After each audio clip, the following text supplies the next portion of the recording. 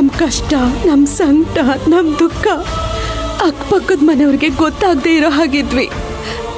ಆದ್ರೆ ಇವಾಗ ನಮ್ಮ ಜೀವನ ಇಡೀ ಪ್ರಪಂಚಕ್ಕೆ ಗೊತ್ತಾಗೋ ಥರ ಆಗೋಯ್ತು.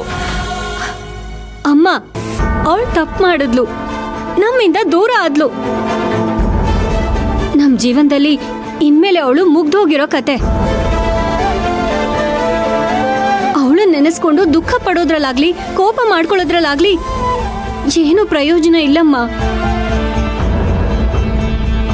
ಬೀದಿಲಿ ಯಾರಿಗಾದ್ರೂ ಏನಾದ್ರೂ ಆದ್ರೆ ದುಃಖ ಪಡಲ್ವಲ್ಲ, ಇದು ಹಾಗೆ ಅನ್ಕೋಬೇಕು.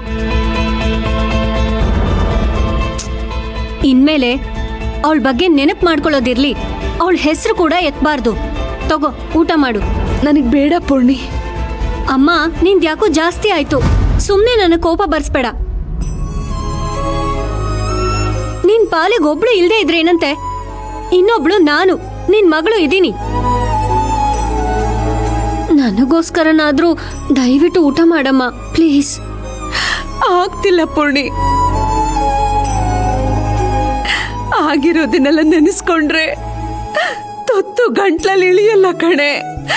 ಅಷ್ಟು ದುಃಖ ಆಗ್ತಿದೆ, ಹೇಳ್ಕೊಳ್ಳೋಕ್ಕೂ ಆಗ್ತಿಲ್ಲ. ಅಮ್ಮ, ನಿನ್ ದುಃಖ ನನಗೆ ಅರ್ಥ ಆಗುತ್ತೆ.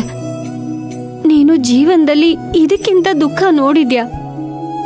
ಆವಾಗೆಲ್ಲ ಕುಗ್ದೆ ಧೈರ್ಯವಾಗಿ ಜೀವನ ಸಾಗಿಸ್ತೋಳ್ ನೀನು.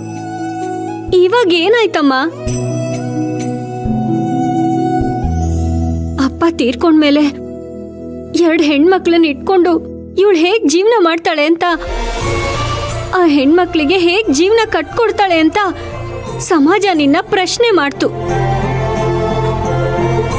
ಗಂಡ ದಿಕ್ಕಿಲ್ದಿರೋ ಮನೆ ಮೇಲೆ 108 ಗಂಡ ನಾಯಿಗಳು ದಾಳಿ ಮಾಡೋಕ್ಕೂ ಹೊರಟಿತ್ತು. ಆವಾಗ ಒಂಟಿಯಾಗಿ ನಿಂತು ಧೈರ್ಯವಾಗಿ ಎದುರಿಸಿ ಹೋರಾಡಿ ಸಮಾಜಕ್ಕೆ ಉತ್ತರ ಕೊಡೋ ಹಾಗೆ ನಮ್ಮನ್ನ ಬೆಳೆಸಿದ್ಯಾ.